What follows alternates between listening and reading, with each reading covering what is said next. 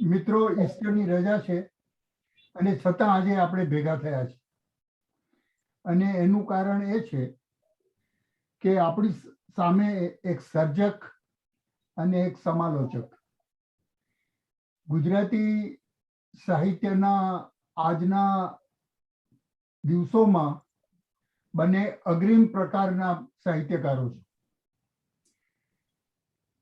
એ વિનોદ જોશીની સૈરંદ્રી કૃતિ વિશે આખી વાત છે. ગુજરાતી સાહિત્ય અકાદમી સતતપણે લગભગ 3 વર્ષથી આ વર્ચ્યુઅલ બેઠક કરતી આવી છે. સુમનભાઈની માંદગીને કારણે આ પહેલા આ કાર્યક્રમ આપણે કરી શક્યા નહોતા. આપણું સદભાગ્ય છે કે આજે વિનોદભાઈ, સુમનભાઈ અને ઘણા બધા મિત્રો હાજર છે. સૌનું સ્વાગત કરી આજના કાર્યક્રમ વિશે આપણા જે મુખ્ય સર્જક અને સમાલોચક છે એના વિશે ચંદ શબ્દો કહી આ બેઠકનું સંચાલન હું પંચમ શુક્લને સુપ્રત કરીશ. વિનોદ જોશી એ સર્જક છે, પણ ઘણા બધા વખત પછી આપણે એક ઉત્તમ કક્ષાના ગીત કવિ મળ્યા છે. એમના ગીતો આજે જે રીતે એની રજૂઆત થાય છે ગાયકીમાં અને કાવ્ય સંમેલનોમાં, એનો બહુ જ મોટો ચાહક વર્ગ છે. એનું કારણ છે વિનોદભાઈએ એમના આ ગીત કાવ્યોમાં સ્ત્રીનું સ્ત્રીત્વ અને તેની સંવેદિતા એને પકડીને બહુ જ સારી રીતે રજૂ કરી આપી છે.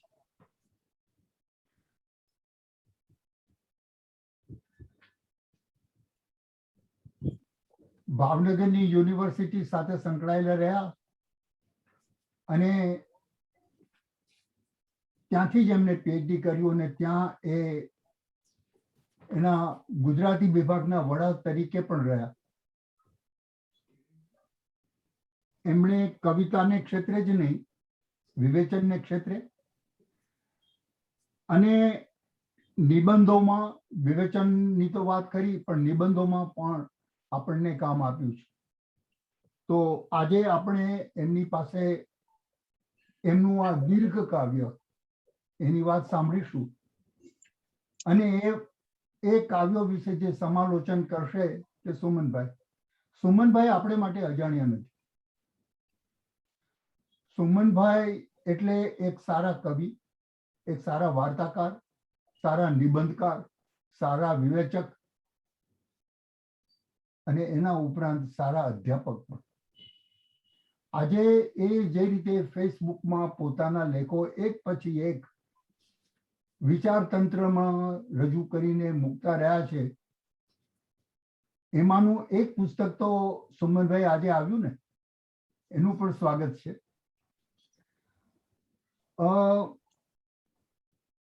સુમનભાઈ અને વિનોદભાઈ બંનેનું સ્વાગત કરીને હું હવે પંચમભાઈને કહું, પંચમભાઈ આ કાર્યક્રમનું હવે સંચાલન કરો. વિપુલભાઈ, તમે તો સરસ પરિચય આપી દીધો. હવે મારે કંઈ કહેવાનું નથી. હું આ બંને વડીલ મિત્રો વિનોદભાઈ અને સુમનભાઈને જ દોર આપી દઉં છું કે આપણને એક સરસ કાર્યક્રમ તરફ લઈ જાય. સ્વાગત છે. સુમનભાઈ. પ્રિય વિપુલભાઈ અને પંચમભાઈ, વિનોદભાઈ, પન્નાબેન અને અન્ય મિત્રો, અકાદમીના અન્ય પદાધિકારી મિત્રો, સૌને પ્રણામ. જુગલબંધી એવો શબ્દ વાપર્યો છે એટલે એમાં એવું થાય કે બે કલાકારો જુગલબંધી કર્યા કરે અને સંગીતની સભાઓમાં તો એવું બને છે કે ઘણા ડોલવા માંડે છે અને કેટલાક ઊંઘવા પણ માંડે છે. તો એવું કંઈક થવાની પણ શક્યતા અહીંયા છે. મને થોડોક ભય એ સતાવે છે કે જે લોકોએ સૈરંદ્રી વાંચ્યું નહીં હશે અને જે લોકોએ એને વિશેનો મારો લેખ નહીં વાંચ્યો હશે, એ લોકો સુધી મારી વાત પહોંચાડવાનું થોડુંક અઘરું બનશે. કેમ કે વિનોદને માટે તો કશું અઘરું છે જ નહીં, એને તો સૈરંદ્રી સર્જ્યું છે, એટલે એ તો ગમે ત્યારે સૈરંદ્રી વિશે કશું પણ યોગ્ય અને અનુત્તમ જેને કહી શકાય એવું કહી શકે.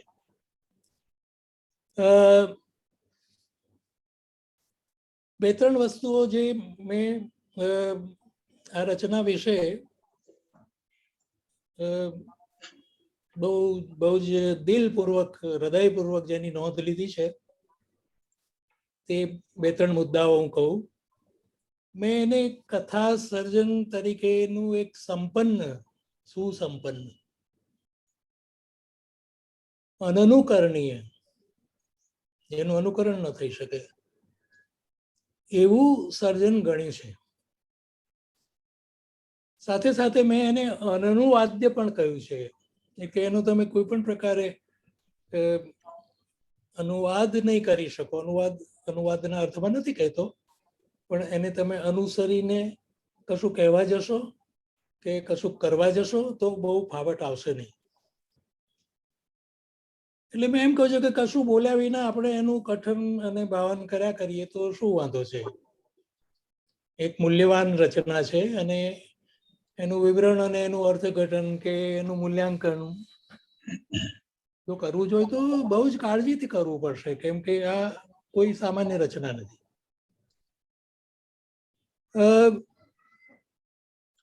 અને અહીંયા સમાલોચક એવો મારા નામની આગળ વિશેષણ વાપરવામાં આવ્યું છે, એની મને ના નથી, હું સમાલોચક છું જ. પણ આ રચનાને મેં એક કથાકાર તરીકે, વાર્તાકાર તરીકે જોઈ છે અને એ રીતે મૂલવી છે.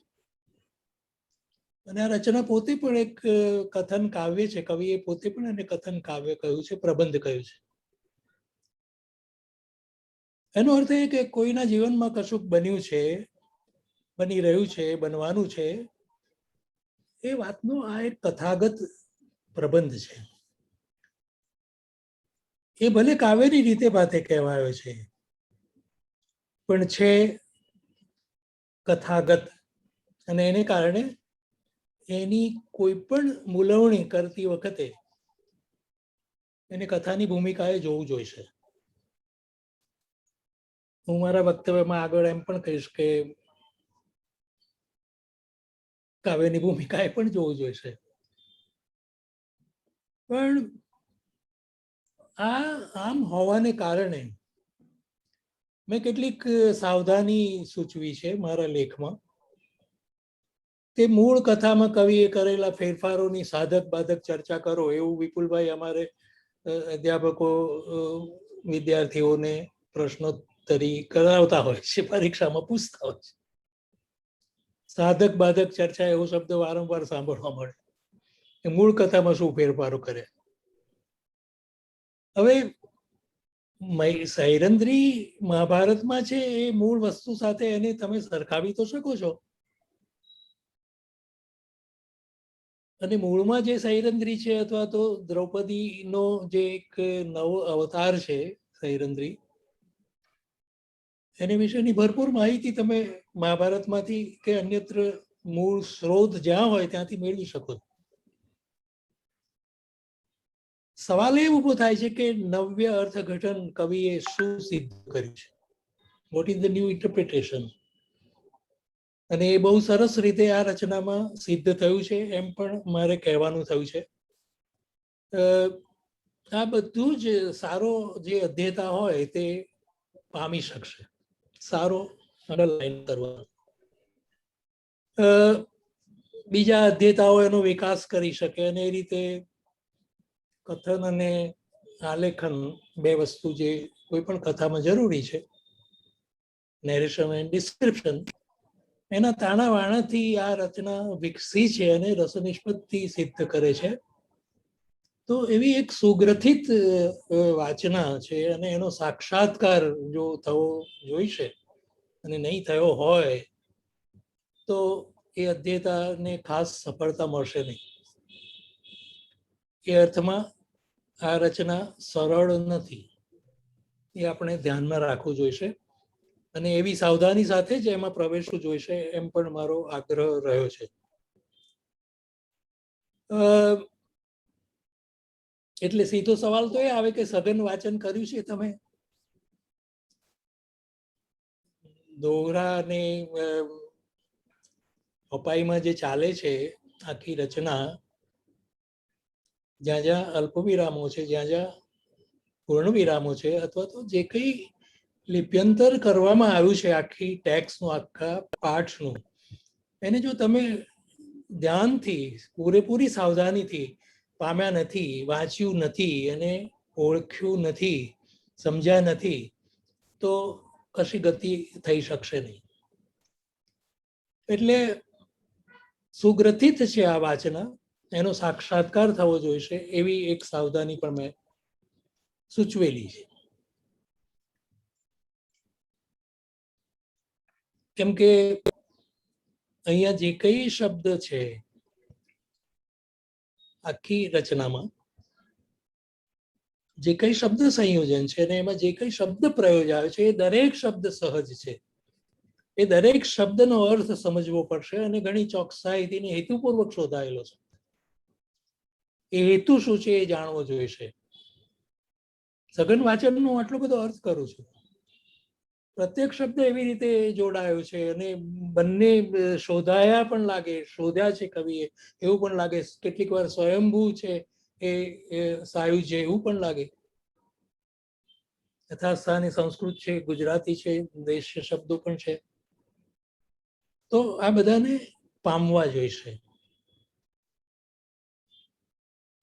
ત્રીજી સાવધાની પણ મેં સૂચવી છે કે વિનોદભાઈએ તો આનો પાઠ ઠેકાણે કર્યો અને હજી પણ એના અનેક રૂપ આપણને જુદા જુદા માધ્યમોમાં જોવા મળે છે, નૃત્ય વગેરેમાં. પણ શ્રોતા સમુદાયો વડે ઝીલાયું છે, કેમ કે 2 કલાક સુધી આખી રચના સામાન્યપણે ચાલતી હોય અને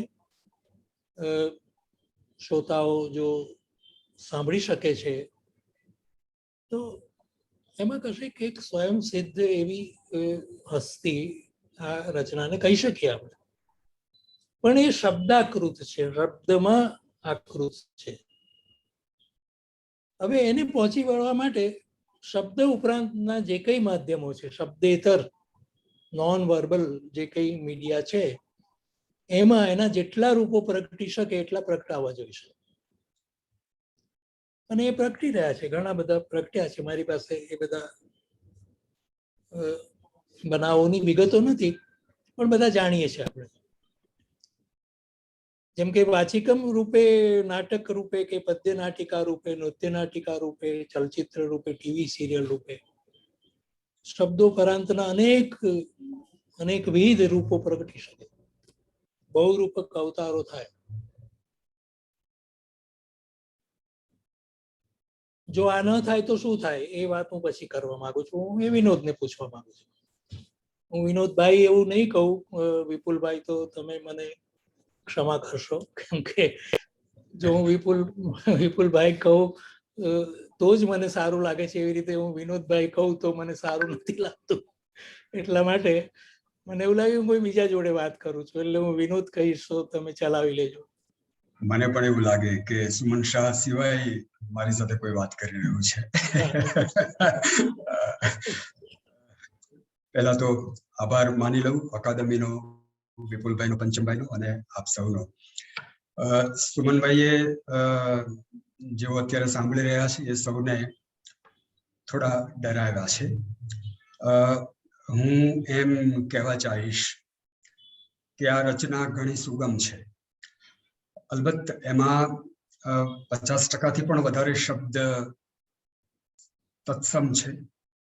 એની પદાવલી ક્યાંક જરૂર જટિલ છે, પણ આખી એ રચનાનો જે સંદર્ભ છે એ એટલો પ્રવાહી અને એટલો આસ્વાદ્ય છે કે મેં લગભગ 25-30 પઠનના પ્રયોગ જે કર્યા જાહેર સભા સમક્ષ, એમાં હજી સુધી તો કોઈ વચ્ચેથી ઉઠીને ગયું હોય એવું મારા જોવામાં આવ્યું નથી. એટલે એની રસાળતા તો સ્વયં સિદ્ધ છે એવું મને લાગે છે. પણ સમાલોચક તરીકે સુમનભાઈ જે કહી રહ્યા છે એ વાતનું વજૂદ ઘણું છે.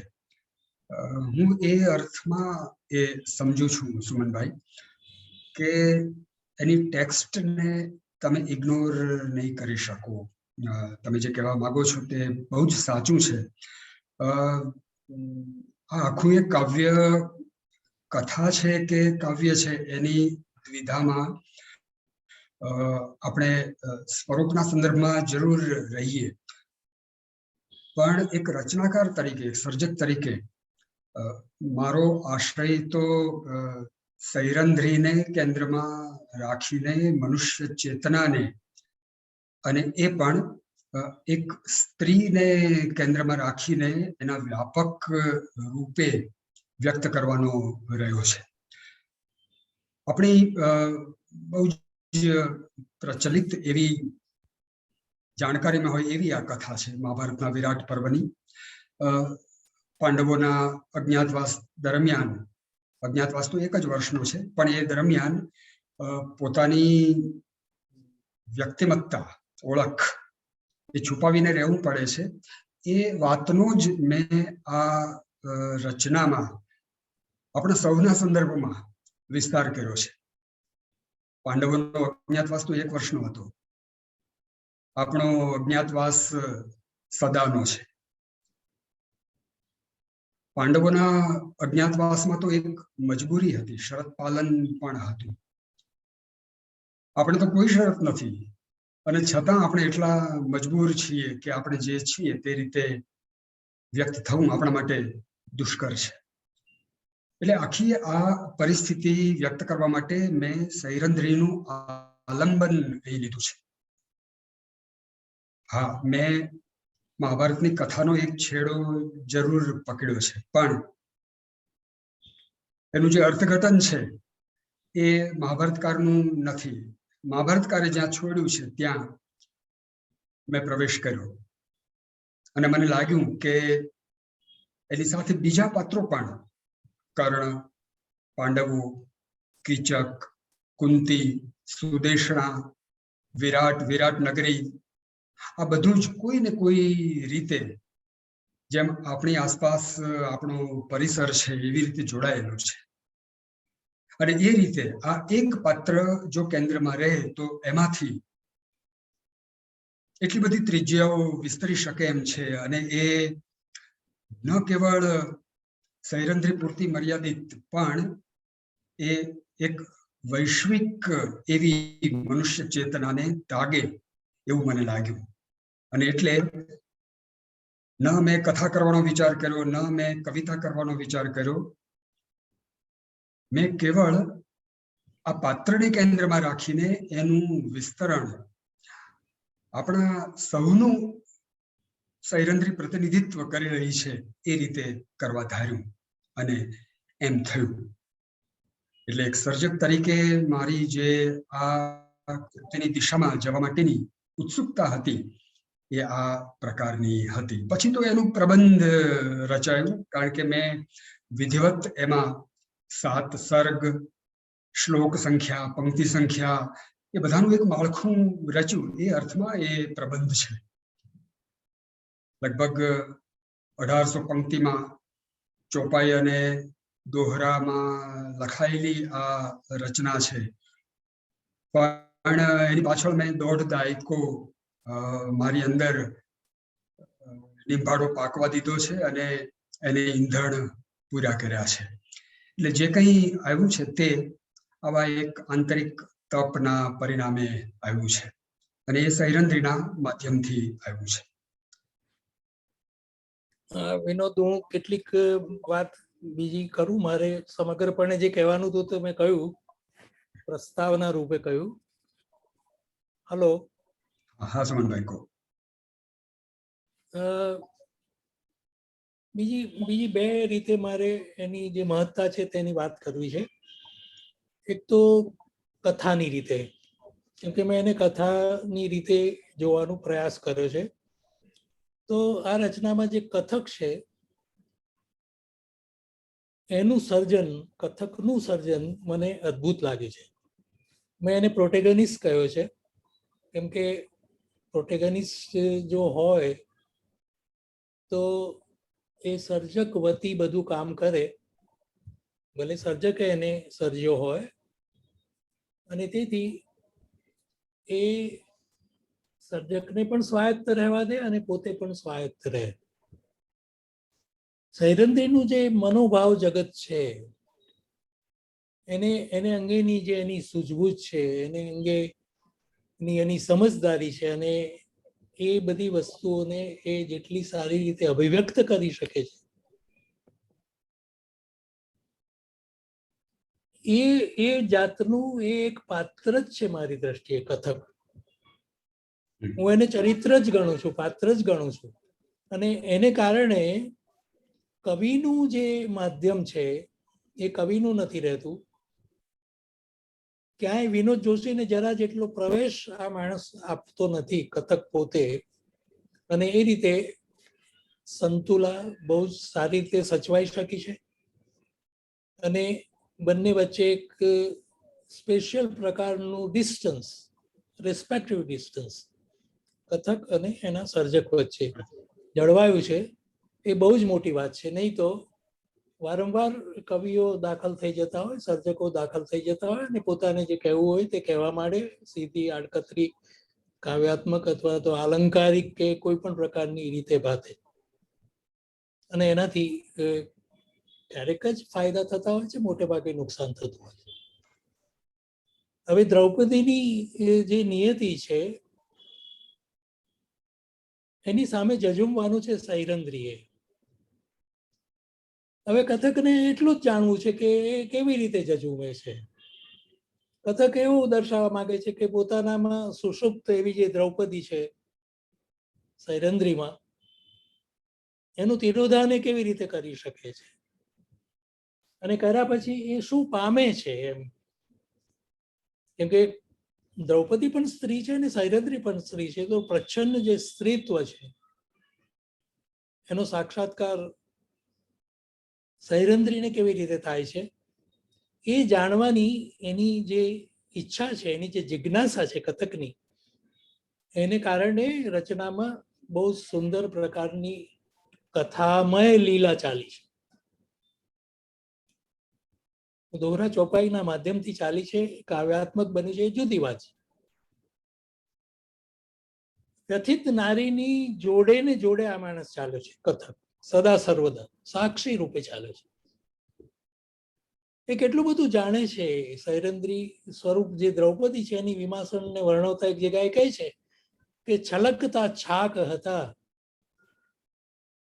દ્રૌપદીને, અને એ ઉત્સવવંતી હતી. એને માટે કોઈ પણ ઋતુ વાસંતી હતી, એ અનિરુદ્ધા હતી. કથકના એટલા ઓછા બોલતી પણ આપણે સૈરંધ્રીમાં જે દ્રૌપદી વસી છે એનો આપણને પાકો ખ્યાલ આવી જાય છે. બધું સરસ સરસ હતું, પણ હવે શું એમ. કથક કહે છે કે હવે દાસત્વે અટકી છે ને પોતાના છદ્મવેશથી કુંઠિત અને ક્રુદ્ધ છે. સૈરંધ્રીની દ્વિધાગ્રસ્ત જે જીવન દશા છે એને બહુ સુંદર રીતે વર્ણવી છે. હું એ અવતરણોમાં જતો નથી. આ રચનાને જોઈએ તો બીજી વસ્તુ મારે એ કહેવાની છે કે કોઈ પણ કથાના સર્જન અને નિરૂપણની જે પ્રક્રિયા હોય છે એના પરિણામ રૂપે વાર્તા કે કથા તો સર્જાય જ, પણ કશુંક એવું પરિમાણ પ્રગટવું જોઈએ, કશોક એવો એમાંથી આવિષ્કાર થવો જોઈએ, કોઈ પણ પ્રકારના ભાવનો કે ઘટનાનો કે કોઈ પણ પ્રકારની માનવીય અવસ્થાનો, તો એ કથા હંમેશા મૂલ્યવાન બને છે. સૈરંધ્રીમાં સાક્ષાત્કાર, આત્મ સાક્ષાત્કાર સંભવ્યો છે. એનું ભીતર પોકારી ઉઠે છે, છેવટે નિર્વાણ થઈ ગઈ છે, અને નારી રસાને પામી છે. પોતે નારી છે એનું એને બરાબર સુંદર ભાન થયું છે. હું કેવળ ભરતાની ભૂખતા હોય નહીં ભાર્યા સંયુક્તા, એમ કરીને એની ઘણી બધી વસ્તુઓ કહી છે. ને આ બધી વાત કથક પામ્યો છે ને કથક આપણી સામે મૂકી બતાવે છે. અલબત્ત કથક મૂકી બતાવે છે એટલે વિનોદ જોશી જ મૂકી બતાવે છે, એમાં કોઈ બેમત છે નહીં. પણ હું આ વાતને કથન કલાની રીતે આગળ કરવા માંગુ છું. મારે કાવ્યની રીતે પણ થોડુંક કહેવું છે, એ કહી દઉં પછી આપણે વિનોદ સીધા સવાલો પર જઈએ. એ પછી તમારે પણ જે કહેવું હોય તે કહી શકશો. કથન કાવ્ય રૂપે સૈરંદ્રીને જે માણસ પ્રમાણમાં નીકળ્યો હશે મારા જેવો, બરાબર, એને ધીરે ધીરે સમજાશે કે ભાઈ આમાં કાવ્યનું જે માધ્યમ છે તેનો તો ઘણો બધો ફાળો છે. એને એમ પણ થશે કે કાવ્યની જે બાની છે એ તો ઘણું આમાં કરે છે, અને આખું જે સ્થાપત્ય છે રચનાનું એનો પણ કેટલો મોટો સહયોગ છે. હવે જો આ વસ્તુઓને આત્મસાત કરવામાં આવે, એટલે કે કાવ્ય માધ્યમને ને કાવ્ય બાનીને અને સ્થાપત્યને, તો મારે એમ કહેવું જોઈએ કે ચોપાઈ અને દોહરાના માધ્યમમાં સાયરંદ્રી ભલે ચાલે છે, પણ એથી સર્જાયેલો જે લય છે એમાં સુખે વહે છે ના નહીં. પણ કથન કાવ્ય તરીકે હું આગળ કરું છું ત્યારે મારે એમ પણ કહેવું જોઈએ કે એક લય મંજૂલ એવી સંગીતી પણ છે. એટલે હું એવા કોઈ એકાંગી કહી શકાય એવા મૂલ્યાંકન પર નથી જઈ શક્યો. મારે કાવ્યને વિશે પણ નિરીક્ષણો કરવા પડ્યા અને મૂલ્યાંકનો કરવા પડ્યા વગેરે વગેરે. આ ત્રણ પ્રકારે હું સમગ્રપણે પામ્યો આ રચનાને, કથા સ્વરૂપે પામ્યો અને કાવ્ય સ્વરૂપે પણ પામ્યો. મારે જે કેટલાક સવાલો વિનોદને કરવા છે એ વિનોદ અત્યારે પોતાને શું કહેવું છે કે ત્યાર પછી કરીએ. તો વિનોદ, તારે શું કહેવું છે આગળ? મને જરા જુદી રીતે વાત કરવી છે. તમે જે કહો છો એનાથી મારો મુદ્દો થોડો અલગ છે.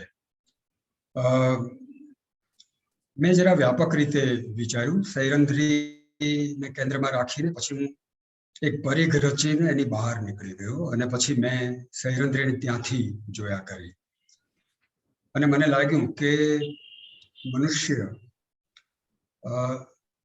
ત્રણ સ્થિતિમાં હંમેશા જીવે છે. કોઈ ચોથી પરિસ્થિતિ હોતી નથી. એક પરિસ્થિતિ છે સ્મૃતિની, બીજી છે સ્વપ્નની અને ત્રીજી છે કલ્પનાની. દાર્શનિક રીતે આ દિશાઓમાં હું ફસાયો અને મને લાગ્યું કે સ્મૃતિને તો બદલી નથી શકાતી. 1 કલાક પહેલા જે કંઈ બન્યું હોય એની વાત કરવી હોય કે 50 વર્ષ પહેલા જે કંઈ બન્યું હોય એની વાત કરવી હોય, એમાં કોઈ પરિવર્તન નથી થઈ શકતું. સ્મૃતિને બદલી નથી શકાતી. બીજું જે છે તે સ્વપ્ન. સ્વપ્ન આપણા હાથમાં નથી. સ્મૃતિને યાદ કરવી આપણા હાથમાં છે, પણ સ્વપ્ન છટકેલું છે, જેના પર આપણો સકંજો નથી, એટલે એને તો વેઠવાનું જ છે. અને ત્રીજું જે છે તે કલ્પના જગત છે. તે એવું છે કે સંપૂર્ણપણે આપણા હાથમાં છે અને એમાં આપણે યથેચ્છ વિહરી શકીએ છીએ. આ ત્રણથી આપણું વાસ્તવ બનેલું છે. એટલે સ્મૃતિલોક, સ્વપ્નલોક અને કલ્પનાલોકથી બનેલો આપણો વાસ્તવ લોક આપણે સૌ ભોગવી રહ્યા છીએ. આ આખી વસ્તુને મેં સૈરંધ્રીમાં દાખલ કરી. મને એમ થયું કે દ્રૌપદીએ સ્વયંવરમાં જે રાજાઓને જોયા એમાંનો એક કર્ણ પણ હતો. દુર્યોધને એને ત્યાં જ રાજા બનાવ્યો હતો. એ કર્ણને જોનાર કોણ હતી? એ યાજ્ઞસેની હતી, દ્રુપદ સુતા હતી, એ ઓજસ્વી યજ્ઞકન્યા હતી, કોણ હતી? એ દ્રૌપદી નામધારી વ્યક્તિ હતી. મને લાગ્યું કે એ સ્ત્રી હતી. અને સ્ત્રી હતી તો એની સન્મુખ બેઠેલા જે કોઈ હતા એ અમુક નામધારી રાજાઓ નહોતા, એ પુરુષો હતા. અને એ પુરુષોમાંથી કોઈ એક એની નજરમાં વસી ગયો, જેની વાત એ આખી જિંદગી કોઈને કરી શકી નહીં. આ વસ્તુને કોઈ નકારી નહીં શકે. વાસ્તવિક જીવનમાં પ્રગટ વ્યવહાર જગતમાં આપણે જે છીએ એ દેખીતું જગત છે, પણ આપણા ચિત્તમાં આપણે અનેક જગત જે અનુભવતા હોઈએ છીએ એમાંનું આ એક મને લાગ્યું કે દ્રૌપદીના ચિત્તમાં કર્ણ વસી ગયો એ પ્રકારનું હોઈ શકે. આ શક્યતાને નકારી નથી શકાતી. અને મને લાગ્યું કે અર્જુન એ દ્રૌપદીની દ્વૈતિક પસંદગી છે, સેકન્ડરી ચોઇસ છે. એટલું જ નહીં, પણ મહાભારતકારે દ્રૌપદી સ્વયં કર્ણનો ઇનકાર કરતી હોય એવું આલેખન કર્યું છે. મને એ મંજૂર નહોતું, અને એટલા માટે મંજૂર નહોતું કારણ કે જે પુરુષ પોતાના ચિત્તમાં વસી ગયો હતો એને પોતે નકારી ન શકે, એ સૂત પુત્ર હોય તો પણ. અને એટલે ધૃષ્ટદ્યુમ્ન કર્ણને મત્સ્યવેધ કરતા રોકે છે મારી કવિતામાં. મેં તો માત્ર મહાભારતને સહેજ અડવાનું જ કર્યું છે, સહેજ લગીર સ્પર્શ કર્યો છે. મારી સૈરંધ્રી જુદી છે. એ સૈરંધ્રી કૃષ્ણની મદદ લેનારી નથી, ભીમની મદદ લેનારી નથી. એ મૂળમાં સ્ત્રી છે અને સ્ત્રીનું પ્રતિનિધિત્વ કરે છે. એ જનકસુતા નથી, એ યૌવના રૂપે જન્મેલી યજ્ઞકન્યા નથી. એ સંપૂર્ણ એવી સ્ત્રી છે કે જે આખા જગતને એક સ્ત્રી તરીકે જુએ છે. અને એ અજ્ઞાતવાસમાં દાસત્વ સ્વીકારે છે. સામે પક્ષે કર્ણ પણ પોતાની ઓળખ છતી નથી થઈ એવો પુરુષ છે. આ તુલ્ય બળ આ કવિતામાં છે, જેનો નિર્દેશ મારે કરવો જ જોઈએ. અજ્ઞાતવાસમાં સૈરંધ્રી ગુપ્ત વેશે છે અને કર્ણ ક્ષત્રિય હોવા છતાં સૂતપુત્ર રૂપે અજ્ઞાત વેશે જીવે છે. દ્રૌપદી અને કર્ણનું આ ક્યાંક કોઈક જગ્યાએ થતું જે અગોચર સંમિલન છે એ પણ મને અહીં અભિપ્રેત છે. તો મને લાગ્યું કે દ્રૌપદીનું સૈરંધ્રી રૂપે અજ્ઞાતવાસમાં થતું આ આલેખન, જે હસ્તિનાપુરની મહારાણી છે એ વિરાટ નામના નાનકડા એક રાજાની રાણી સુદેશણાની દાસી બની છે, ત્યારે એના પેલા લેબલ્સ બધા ક્યાં ગયા?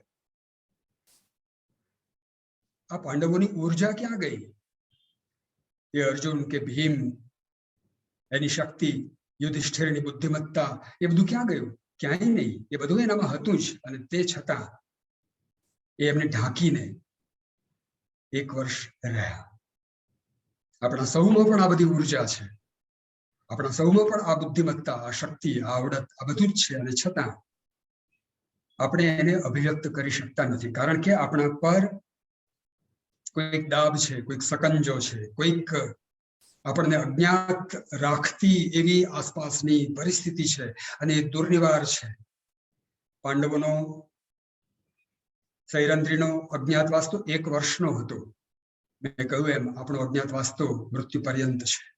આ વિભીષિકા એ મને અભિપ્રેત હતી, અને એટલે સૈરંધ્રીને મેં એવા જુદા જુદા સ્વાંગમાં, અહીં સ્મૃતિમાં, સ્વપ્નમાં અને કલ્પનામાં વિહરતી કરી છે.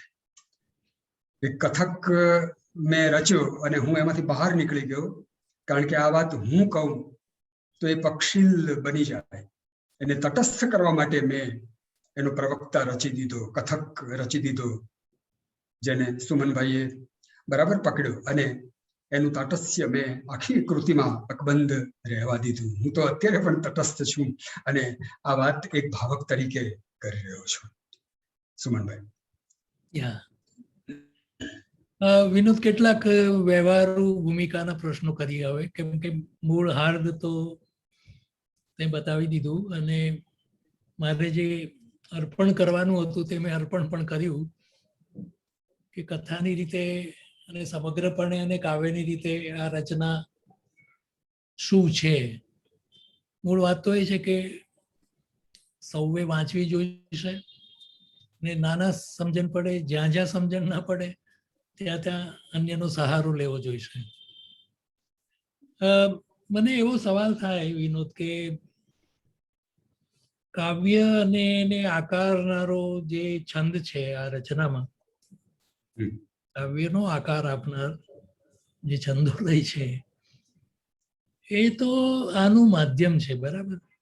ભલે રમણીય છે અને સુંદર છે, એની ના નહીં, પણ કથાની ભૂમિકાએ જો તપાસ કરવામાં ન આવે તો નુકસાન થાય કે કેમ? તારું શું માનવું છે? ના થાય. એટલા માટે કે સરવાળે આપણા સુધી કથા કે કાવ્ય કે નાટક કે કોઈ પણ ફોર્મ પહોંચે છે ત્યારે એ નિતાંત ઓગળી જતું હોવું જોઈએ. જો એ ન ઓગળતું હોય અને કેવળ આપણે ફોર્મમાં જ રહેવાના હોઈએ તો હું માનું છું કે એ કૃતિ આપણામાં ઓગળી ન શકે. બીજું મારું નિરીક્ષણ એ છે કે હું જે પહોંચાડું છું એ અર્થ નથી પહોંચાડતો. હું જે પહોંચાડું છું તે ભાવ પહોંચાડું છું. મારી સૈરંધ્રી વિચારે તો છે પણ એ અનુભવે છે વધારે. અનુભવને જ્યારે એ વિચારમાં લાવે છે ત્યારે એની આસપાસ બધી ગૂંચો રચાય છે, પણ જ્યાં સુધી એ અનુભવ કરે છે ત્યાં સુધી એ નિતાંત મુક્ત છે. સોરી તું તારી વાત પૂરી કર. એ કરણને ચાહે છે તો એનું એ ભાવનાત્મક વિશ્વ અકબંધ છે, અકાટ્ય છે અને એને કોઈ જાણી નથી શકતું અને એને કોઈ નિવારી પણ નથી શકતું, એને નિર્મૂળ નથી કરી શકતું.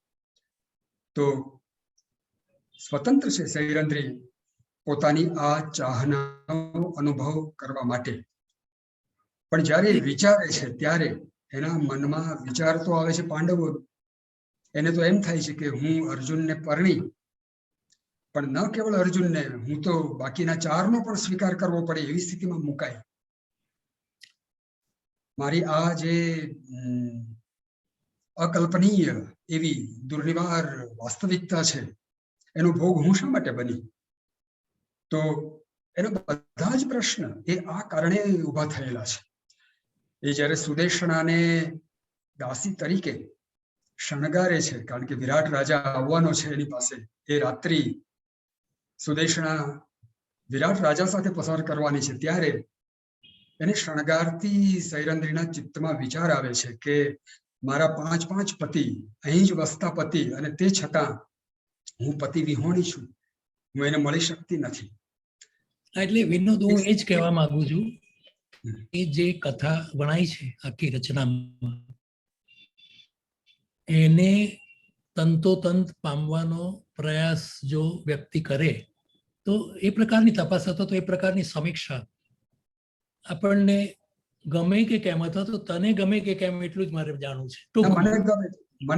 મને તો આ કૃતિના કોઈ પણ પરિમાણ વિશે વાત થતી હોય તો ગમે, કારણ કે હું માનું છું કે આ કૃતિ એ અનેક પરિમાણોને ખોલી શકે એવી બની છે. જુદા જુદા કોર્નર્સ થી તમે એને જોઈ શકો. હજી એના છંદ વિશે કે એમાં રહેલા શબ્દ સંગીત વિશે વાત થવી તો બાકી છે, પણ જેમણે આ કૃતિ વિશે લખ્યું છે કે વાત કરી છે એમણે મોટે ભાગે અલગ અલગ પરિમાણોથી જ કશુંક ને કશુંક કહ્યું છે. તમે પણ બહુ જુદા પરિમાણથી જ આ રચના વિશે વાત કરી છે. તો મને એ વાતનો આનંદ છે કે એ એવી નવી નવી દિશાઓએથી પોતાને જોવા માટેની શક્યતા પૂરી પાડે છે. મને આનંદ છે એક સર્જક તરીકે એનો.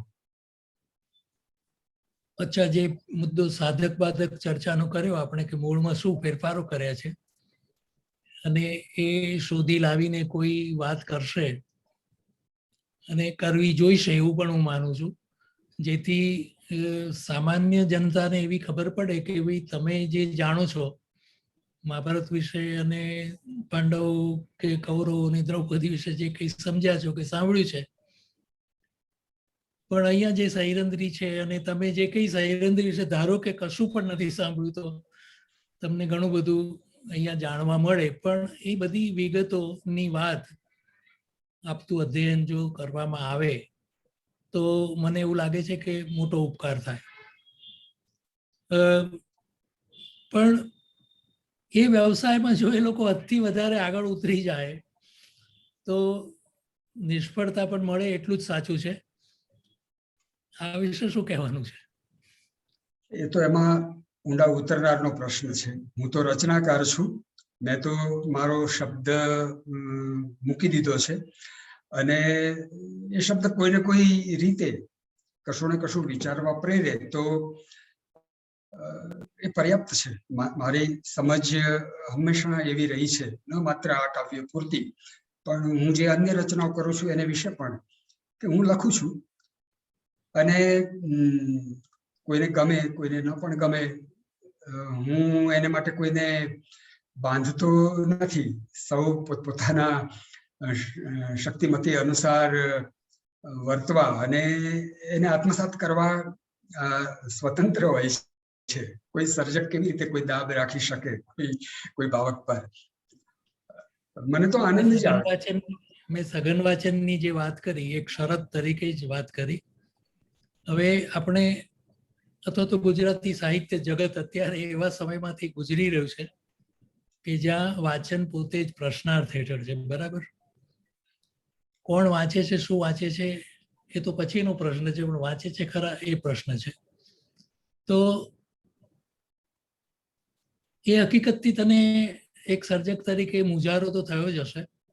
મને એવું નથી થયું. મને વાત પૂરી કરી. તો એ મુજારાને સર્જનની જે આકરી પ્રક્રિયા છે એમાં કેવી રીતે જોગવ્યો તે, કેવી રીતે ફાળવ્યો અને એ નડતર બન્યો, એના વિશેની તારી સભાનતાએ એમાં શું પરિણામ આણ્યું, અથવા તો તે આખી વાતને બિલકુલ નજરઅંદાજ કરી, એ વિશે મારે જાણવું છે. સુમનભાઈ, આશ્ચર્ય થશે તમને કે હું કોઈ પણ રચના કરતો હોઉં ત્યારે મારી સન્મુખ એનો ભાવક હોતો જ નથી.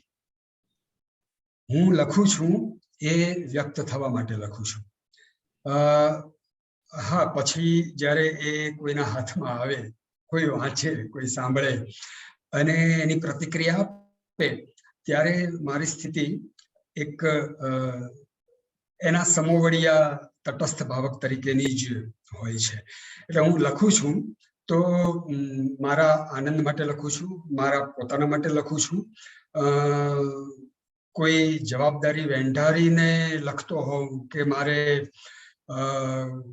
કોઈના વતી લખવું છે એમ કરતો હોઉં કે કશુંક સુધારી દેવું છે એવા કોઈ દાયિત્વથી લખતો હોઉં, એવી રીતે હું ક્યારેય લખતો નથી.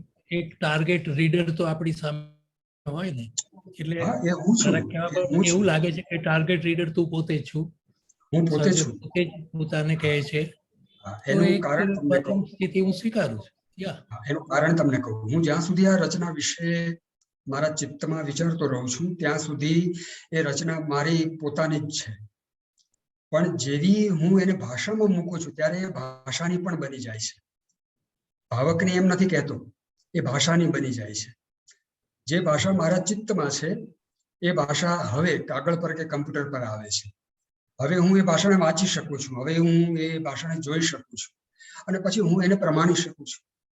એટલે આ કૃતિનો પહેલો ભાવક નહીં પણ હું જ એનો ભાવક છું એ મારી નિતાંત પ્રતીતિ છે.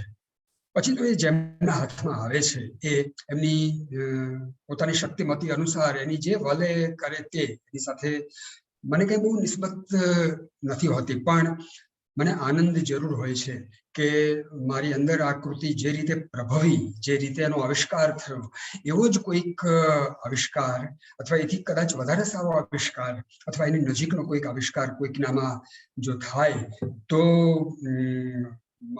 મારી જાત સાથેનું જે આ અનુસંધાન છે એનું થોડું વિસ્તરણ થયું. એટલે મારો કોઈ દાખલો નથી હોતો એની વિશેનો, ન કોઈ ફરિયાદ હોય છે કે ન કોઈ એને વિશેનું પૃથક્કરણ હોય છે. સુમનભાઈ, ઓકે, બહુરૂપક એવા અવતારોની મેં વાત કરી સૈરંદ્રીના, કે નાટિકા થાય, નૃત્ય નાટિકા થાય, ચલચિત્ર પણ બને, સિરિયલ પણ બને, એવું પણ મેં તો વિચાર્યું. એ બધું શક્ય છે. હવે એ બધા જે અવતારો સર્જાય આ રચનાના, એ અવતાર વખતે નાની મોટી કાપકૂપો તો થવાની, નાની મોટી વધઘટ પણ એમાં થવાની, કેમ કે દરેક માધ્યમની પોતાની એક ચોક્કસ પ્રકારની જરૂરિયાત હોય છે. તો એ વખતે જે શબ્દાખ્ય રૂપ છે કૃતિનું, શબ્દથી સિદ્ધ થયેલું, જે સ્વયં સિદ્ધ છે, બરાબર, એને હાનિ પહોંચે તો કોના પક્ષે હોય, મારે એ જાણવું છે. એટલે હું એવો આગ્રહ જરૂર રાખું કે એને હાનિ ન પહોંચે એ રીતે એનું રૂપાંતરણ થાય. એના નૃત્ય નાટ્ય પ્રયોગો થયા, દેશમાં પણ થયા, સિડનીમાં પણ એક સરસ પ્રયોગ થયો. પછી મને ખુદને એવું લાગ્યું કે આ રચનાનું હું પોતે જ એવું નૃત્ય નાટ્ય રૂપાંતર કરું કે જેને કારણે એના દિગ્દર્શકને પોતાની રીતે આમાં કશી કાપકૂપ ન કરવી પડે અને એનું એક સ્વયં સિદ્ધ રૂપ સર્જાય. તો મેં એ કર્યું. આ રચનામાં એટલે કે નૃત્ય નાટ્ય રૂપાંતરમાં ગીતો પણ છે, એમાં અભિનય પણ છે, એમાં નાટકને અનુકૂળ એ પ્રકારની સંઘર્ષાત્મક ક્ષણો પણ છે, અને સંવાદાત્મકતા તો છે જ છે, અને એક અભિનવ નાટ્ય રૂપની એમાં બધી જ શક્યતાઓ છે. એટલે એક સંપૂર્ણ નાટ્યકૃતિ તરીકે એની રજૂઆત થઈ શકે એવું બધું જ એમાં છે. એટલે મેં સ્વયં એનું નૃત્ય નાટ્ય સારું છે, એને કારણે વધારે હવે પ્રકાશિત પણ થશે અને એ રીતે હવે એ રૂપે એને ભજવી શકાશે. એમાં મેં કેટલાક રંગ સૂચન પણ કર્યા છે. સૈરંદ્રી અને દ્રૌપદી એવા બે પાત્રોને મેં એમાં અલગ પણ કર્યા છે, જેથી દ્રૌપદીમાંથી સૈરંદ્રી બહાર નીકળી શકતી હોય અને દ્રૌપદીને જોઈ શકતી હોય એવી પણ એક પ્રયુક્તિ એમાં ઉમેરાઈ છે. રૂપાંતરણ થાય ત્યારે એની ઘણી શક્યતાઓ આ રીતે વિકસી શકતી હોય છે. એનો લાભ મેં આ રીતે લીધો છે. પણ એની ટેક્સ્ટમાં સુમનભાઈ મેં કશો ફેરફાર નથી કર્યો. એ ચોપાઈ અને દોહરામાં જ છે, પૂરેપૂરી પદ્યમાં એ ટેક્સ્ટ છે. એટલે જેને તમે પદ્ય નાટક કહો એ પ્રકારનું એ શુદ્ધ રૂપે નાટક છે. હવે સૈરંદ્રી દ્રૌપદી ના જીવનમાં ઊભી થયેલી એક ઘટના છે, અનિવાર્ય છે, દુર્નિવાર છે, આપણે સમજીએ છીએ. હવે એને પોતાની જાત સામે જીવી બતાવવાનું છે, પણ જીવનાર તો દ્રૌપદી છે. દ્રૌપદી એ સૈરંદ્રી રૂપે જીવી બતાવવાનું છે, બરાબર? એટલે આ જે ઢોંગ એને રચ્યો છે કોઈ પણ કારણોસર, એ સૈરંદ્રીનો હોવા છતાં, સૈરંદ્રીનું રૂપ પામ્યો હોવા છતાં એ દ્રૌપદીની પોતાની જ વ્યથા છે. તો મને એક એવો સવાલ થયો કે આખી રચનામાં દ્રૌપદીની જે આ પ્રકારની કસોટી છે, એના જીવનમાં ઊભી થયેલી મોટી સ્પ્લિટ છે, આ મોટી ચિરાડ છે, એનું કંઈક નિરૂપણ અથવા ને વિશેની કોઈક વાતની સાથે થોડી ઘણી પણ તુલના થઈ છે, નથી થઈ એવું નથી, પણ થોડીક વધારે થઈ હોત તો મને એવું લાગે કે એક કથાકાર તરીકે મને એવું લાગે કે એ વધારે અસરકારક પ્રભાવક બન્યું હોત. દ્રૌપદીને વિસરી ન જવાય એવું મારું ચોક્કસ માનવું છે. સૈરંદ્રીને સિદ્ધ કરવા જતાં દ્રૌપદીને આપણે વિસરી ન શકીએ, એની વ્યથા, એના દુઃખ, એની જે એના અસ્તિત્વનો જે પ્રશ્ન છે તેના વિશે થોડુંક વધારે કંઈક કોઈક જગ્યાએ થયું હોત તો વધારે સારું એવું મને લાગે. થયું તો મને ખ્યાલ નથી, અત્યારે હું ભૂલી ગયો. થોડીક તમે ગાંઠ વાળી લીધી છે સુમનભાઈ, એ થોડીક પહેલા છોડી નાખીએ. વાત એ છે કે અહીં સૈરંદ્રી પણ નથી, અહીં દ્રૌપદી પણ નથી, અહીં સ્ત્રી છે. અને હજી જરા આગળ વધીને કહું તો સ્ત્રી પણ નથી, મનુષ્ય છે. અને આપણે બધા ઢોંગ કરી રહ્યા છીએ. સૈરંદ્રી જે દાસી હોવાનો ઢોંગ કરે છે એ દ્રૌપદીને ભૂલીને કરે છે એવું નથી. એવી જ રીતે જ્યારે દ્રૌપદી હશે ત્યારે એ જનકસુતા નથી એવું નહીં માનતી હોય. જ્યારે એ અર્જુનને વરે છે એવી વખતે એ કર્ણની ન બની શકી એવો વિચાર નથી કરતી, એવું નહીં બની શકે. આપણે જીવીએ છીએ જે સરેરાશ 70 કે 100 વર્ષ, એથી અનેક ગણા હજારો વર્ષ આપણી અંદર જીવીએ છીએ. આપણે જે 2, 5, 25, 50 માણસોને મળીએ છીએ એથી વધારે હજારો માણસોને આપણા ચિત્તમાં આપણે મળીએ છીએ. અને આપણે જ્યાં હોઈએ છીએ, જેમ કે હું અત્યારે ભાવનગરમાં રહીને બોલું છું, પણ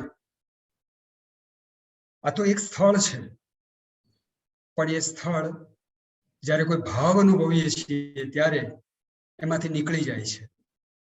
જે સમય આપણે જીવી રહ્યા છીએ એ આપણે જે ભાવ અનુભવીએ છીએ એમાંથી એ વખતે નીકળી જાય છે. તો આપણું જે રૂપ છે, આપણા અસ્તિત્વ સાથે જોડાયેલું જે છે તે આપણું મનુષ્યત્વ, આપણું હોવું, એથી ઇતર બીજું કયું હોઈ શકે? સૈરંદ્રી તો એક નામ છે, દ્રૌપદી તો એક નામ છે. અને એ અર્થમાં જો આપણે એને કથા સાથે કે કવિતા સાથે કે નાટક સાથે કે એવા સંદર્ભો સાથે જોડ્યા વગર વિચારીએ તો હું એમ માનું છું કે આપણે ગ્રંથિમુક્ત બની શકીએ અને એવા એક નિર્ગ્રંથ વ્યાપમાં આપણી વ્યક્તિમત્તાને વિસ્તારી શકીએ. અને મારો આશય તો એ છે કે આપણે એમાં જઈએ. એટલે વિનોદ, જે નિવેદન કે જેવું કંઈક આગળ થોડુંક લખ્યું છે એવું મને યાદ આવે છે તે એમાં આ મનુષ્યત્વ સુધી પહોંચેલી સ્ત્રી છે અથવા તો એ રૂપ સુધી સર્જક પહોંચ્યો છે એવી નાની સરખી સ્પષ્ટતા એક જગ્યાએ થઈ જાય તો બહુ હેલ્પ થઈ જશે. એ થયેલી છે સુમનભાઈ, એ થયેલી છે. અને એને માટે એક આખો ખંડ મેં એમાં લખ્યો છે. અત્યારે એ પંક્તિઓનો ઉલ્લેખ કરવો સમય મર્યાદાને કારણે નથી શક્ય બનતો. પણ વાત એ છે કે આ આખી રચના સરવાળે તો આપણી શોધની રચના છે.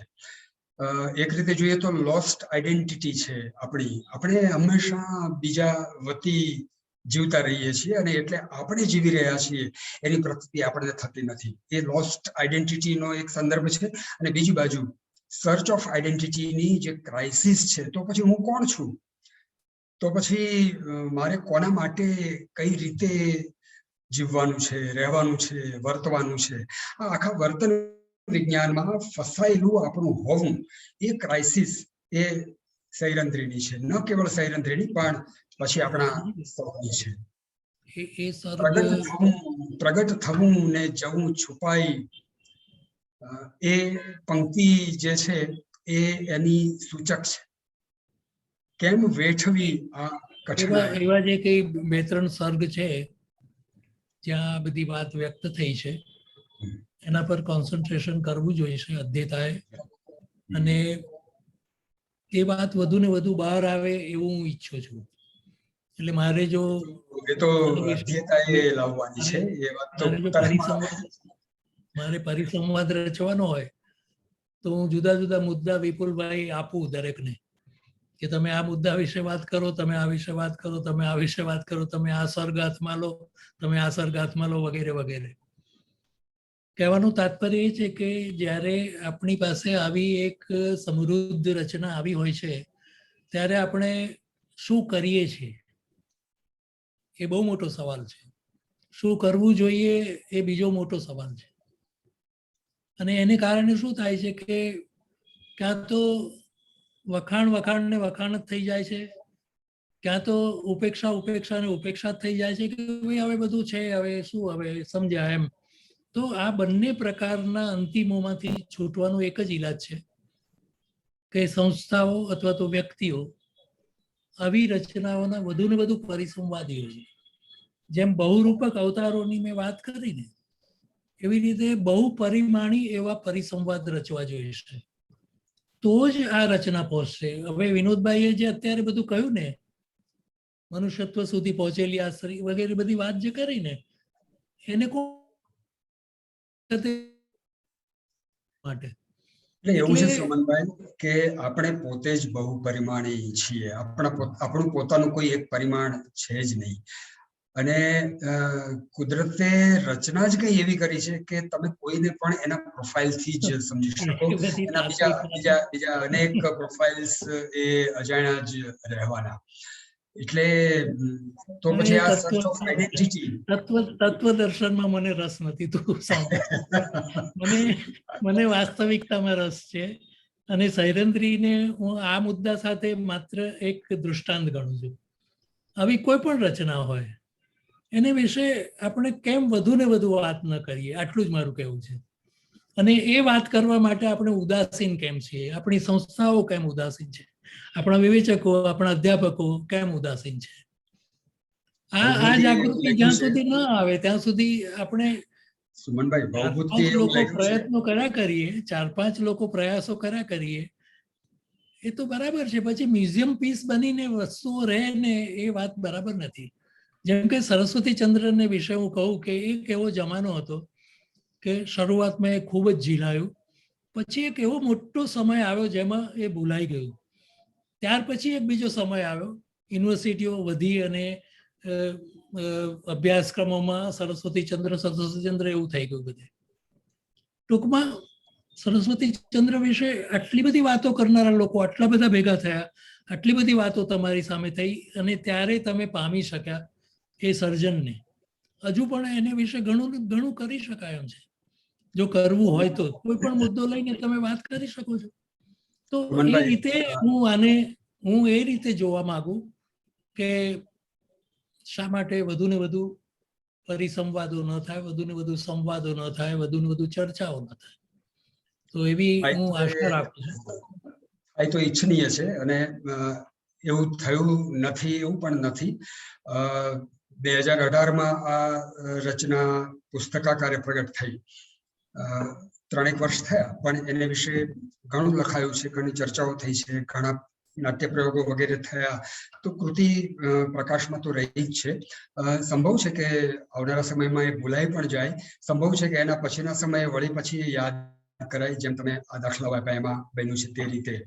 પણ મને બહુભૂતિ મદદે આવે છે. ये नाम केचिदिह नह प्रथयन्त्यवज्ञा. જે જાણે છે એમને માટે આ નથી, અને જેઓ નથી જાણતા એમને કંઈ કહેવાનું છે નહીં. જાનંતી એ કિમપી તાન પ્રતિ નૈષ યત્ન ઉત્પત્સ્યતેસ્તિ મમ કોપી સમાન ધર્મ કાલો હયમ નિરવધિર વિપુલાશ્ચ પૃથ્વી. યુનિવર્સિટીઓ કૃતિને જીવાડતી નથી, પરિસંવાદો કૃતિને જીવાડતા નથી, એ જરૂર ચર્ચામાં રાખે છે, પણ સરવાળે જે એના ભાવકના આંતર મનમાં એ સ્થાન બનાવે છે એ જ હંમેશનું હોય છે, અને હું એને ગણતરીમાં લઉં છું. વિનોદ, હું કૃતિને જીવાડવાની વાત નથી કરતો. હું સમગ્ર સાહિત્ય સમાજ જે છે ને એને જીવંત કરવા માંગુ છું, અને એમાં આ રચનાઓ મદદ કરી શકે ને એની ચર્ચાઓ એટલા માટે થવી જોઈએ. કૃતિને કાંઈ થવાનું નથી, અને સમાન ધર્મ તો મળવાનો હશે તે દિવસે મળશે. એ તારી લાગણી બહુ જ સારી છે, કશો જ વાંધો નથી, એ બહુ મોટો આદર્શ છે. પણ જે સમયમાં જીવીએ છીએ, જે સમયમાં આટલી મોટી વાત થઈ રહી છે, એને વિશે વધુ ને વધુ ચર્ચાઓ કેમ ના થાય, બસ આટલું જ મારે કહેવાનું છે. બીજું કઈ કહેવાનું નથી. તમારી આ ઈચ્છા આમાંથી જે પણ વિસ્તરે એવી અભિલાષા આપણે રાખીએ. વિપુલભાઈને શું કહેવું છે આ વિશે? સંભળાતું નથી, માઇક બંધ છે તમારું. હું તો જે રીતે વિનોદભાઈએ દ્રૌપદીને સૈરન્દ્રીને ખોલી આપ્યા છે એ જ બાબતે અત્યંત પ્રસન્ન છું. અમારી મુશ્કેલી એટલી છે કે તમે સરળતાએ જે પુસ્તક મેળવી શકો છો, અમારા માટે એ લગભગ દુષ્કર છે. એટલે કોઈ આવતા જતા ખેપ લઈને આવે જગ્યા આધારે તો પુસ્તક મળે, નહીં તો કોઈને કહેવું પડે કે આ પુસ્તક લઈને અમને મોકલી આપો તો વાંચવા મળે. દેખાડી શકું. બહુ સરસ. એટલે વિપુલભાઈ, મેં જે મુદ્દો કર્યો ને વિપુલભાઈ છેલ્લે, એ કામ અકાદમીઓ અને સંસ્થાઓ કે જે કઈ વ્યક્તિઓ છે દ્રષ્ટિમતી ધરાવનારી, તે આયોજનો કરી શકે.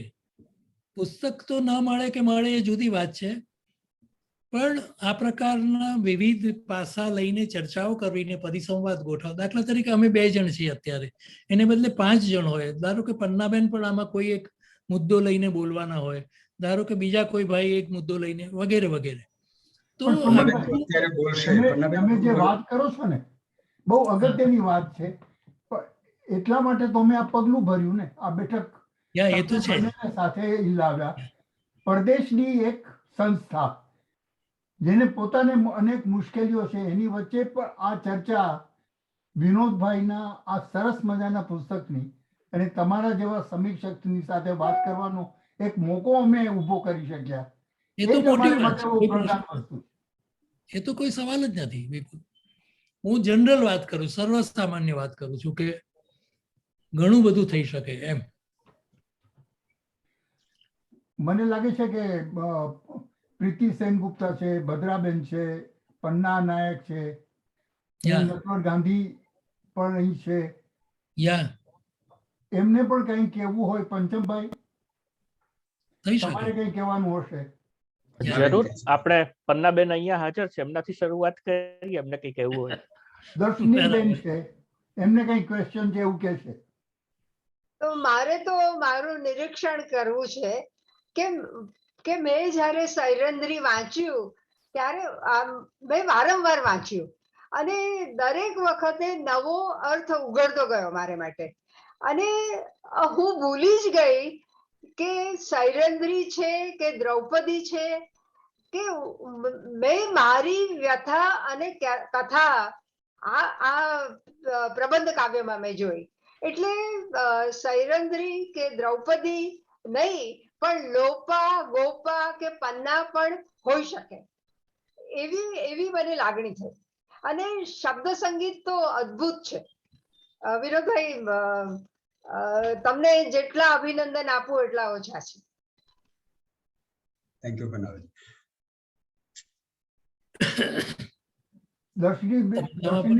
સવાલ છે કોઈક? જી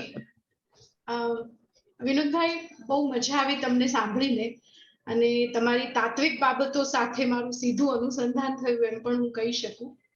સૈરન્દ્રી જ્યારે મેં વાંચી ત્યારે તમે જે દ્રૌપદી અને સૈરન્દ્રીની ઓળખથી આગળ વધીને સ્ત્રી હોવાની સ્થિતિની જે તમે રજૂઆત કરી એમ કહ્યું, એની પ્રતીતિ હતી મેં જ્યારે એ કૃતિ વાંચી ત્યારે. અને એમાંથી જ પછી આપણે સંવિત્તિનું કાર્યક્રમ આખો કર્યો અને એનું નાટ્ય રૂપાંતર પણ આપણે વિચાર્યું.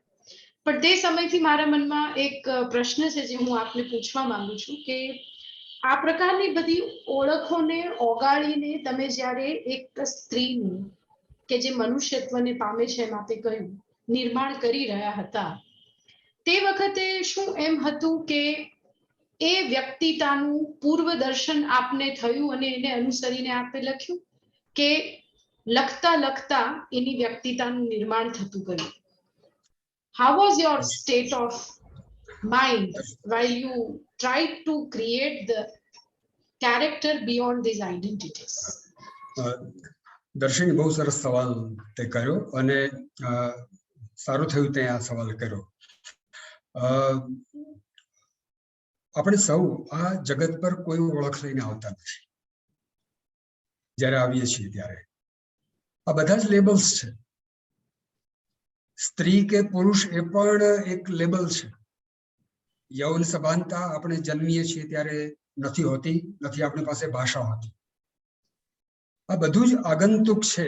એ વાતને આપણે આખી જિંદગી વેંઢારીએ છીએ. હવે માનો કે મારે એમાંથી મુક્ત થવું છે. હું નથી થઈ શકતો. હું નથી મારી ભાષાને વિદારી શકતો. નથી મારું હોવું જે અર્થમાં બીજા બધા જોઈ રહ્યા છે એને નિર્મૂળ કરી શકતો. તો પછી હું કોણ છું?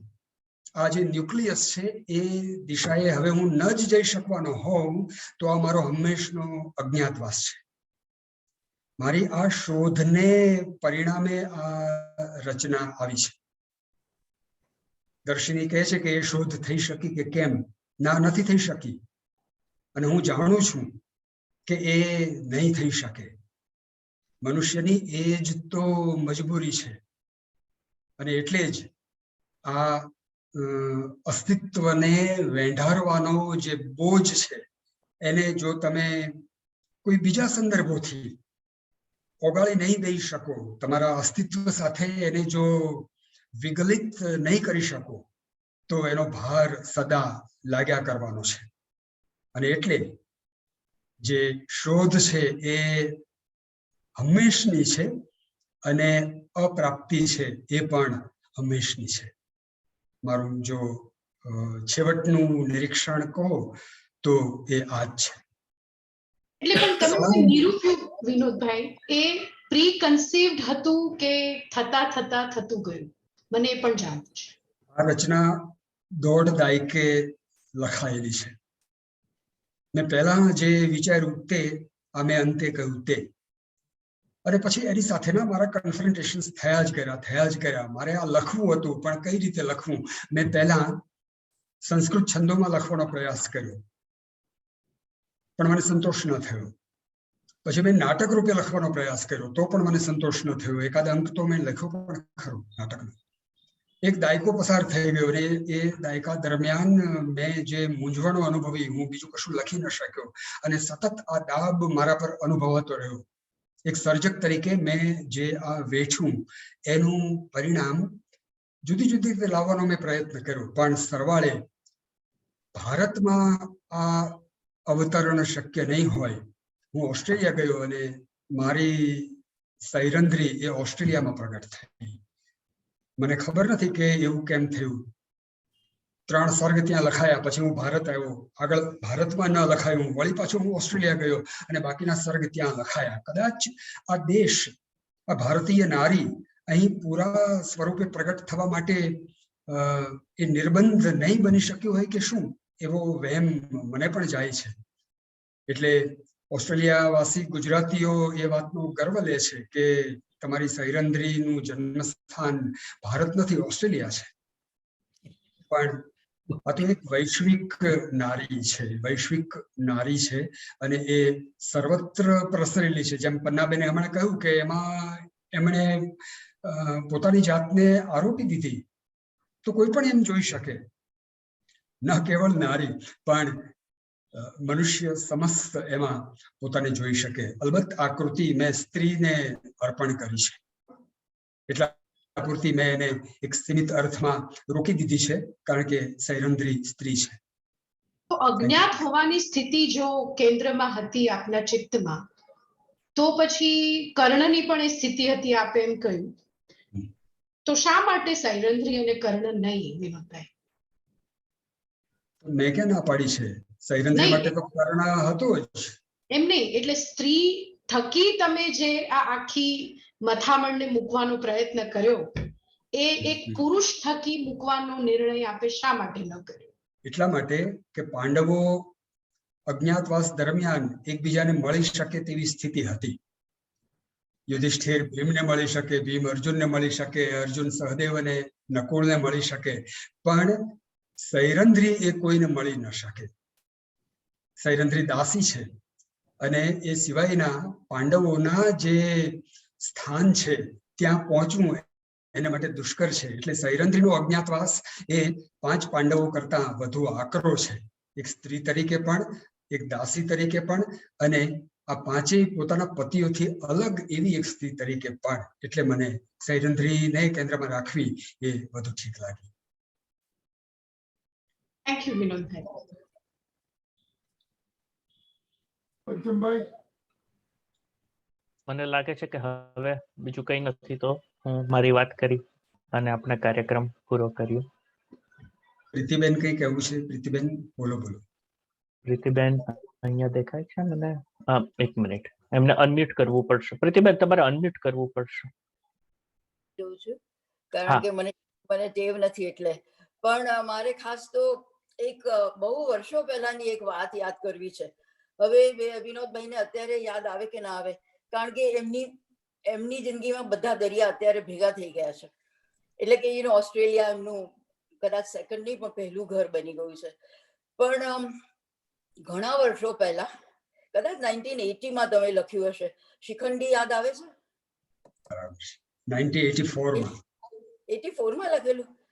ના, તો પછી મેં એનો ડ્રાફ્ટ વાંચેલો એના પહેલા. એ આપણે બની કલકત્તા, ગયા છે. રાઈટ, કલકત્તા, હા, આપણે કલકત્તા ગયેલા ત્યારે એ લખાતું હતું. ત્યારે બસ તો એ ડ્રાફ્ટ વાંચ્યો હતો. પણ એ મને હજી યાદ આવે છે, કારણ કે એ વખતે તો હજી તમારી સાથે જસ્ટ જ ઓળખાણ જાણે થયેલી એવું લાગે છે કે. એટલે એ ખૂબ જ હજી અત્યારે પણ તમારે બધાએ વાંચવું જોઈએ શિખંડી, એમ હું કહું છું.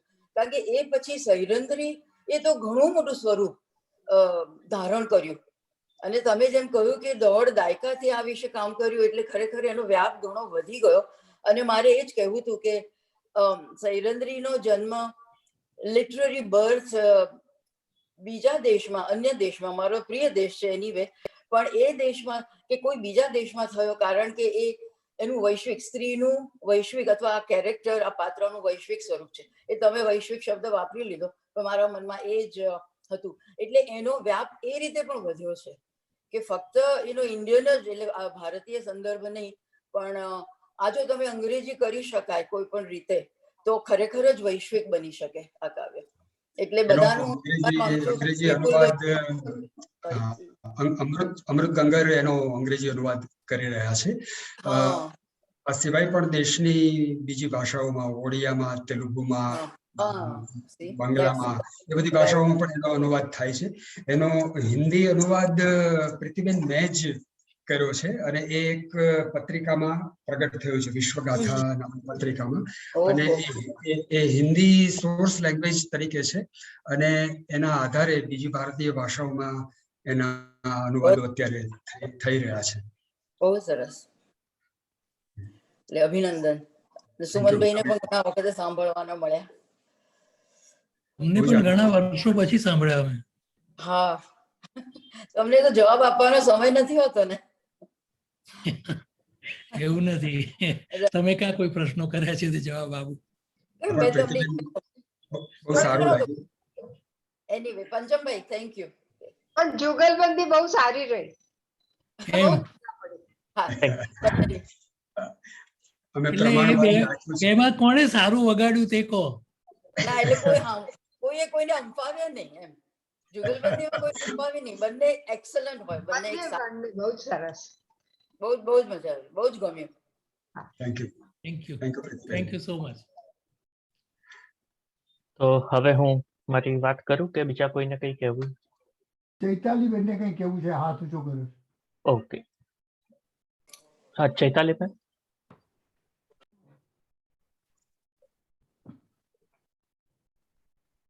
નમસ્તે, મારો અવાજ આવી રહ્યો હશે?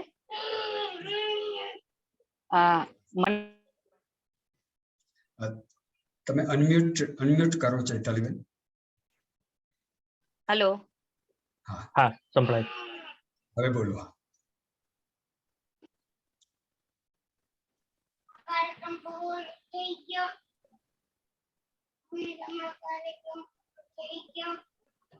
હેલો. સંભળાય છે, બોલો બેન ચૈતાલીબેન. હા, થોડું કઈ ડિસ્ટર્બન્સ હશે એટલે ખૂબ મજા પડી મને. એક અનમ્યુટ કરો ચૈતાલીબેન, અનમ્યુટ કરો તમે.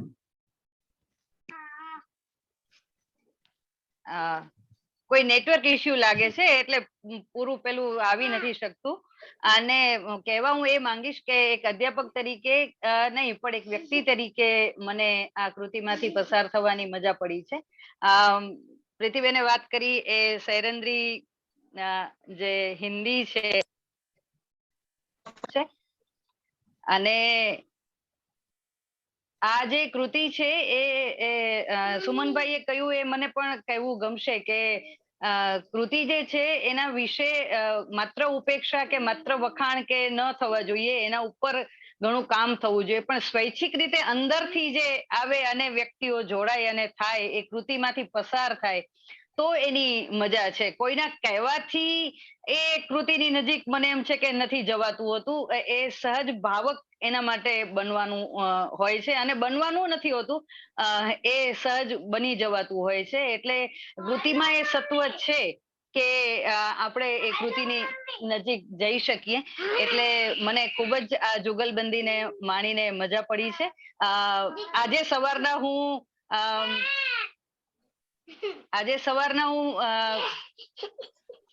સાંભળતી હતી.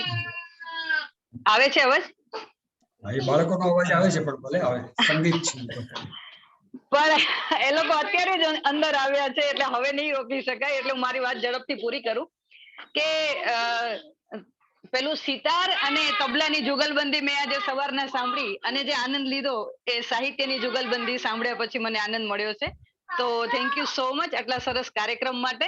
અને હજી પણ અમે બધા જુદા જુદા મુદ્દે જોડાવા ઈચ્છીએ, મારા જેવા કેટલાક મિત્રો અધ્યાપકો, તો અમને પણ આ કૃતિ અને આની સાથે બીજી કૃતિ સાથે જોડાવવું જરૂરથી ગમશે. Thank you so much. Thank you.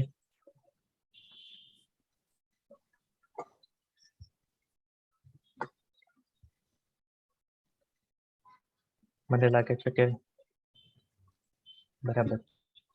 તો ગુજરાતી સાહિત્ય અકાદમી વતી હું વિનોદભાઈ અને સુમનભાઈનો ખૂબ ખૂબ આભાર માનું છું કે આવા સરસ કાર્યક્રમનો લાવો આપણને સૌને આપ્યો.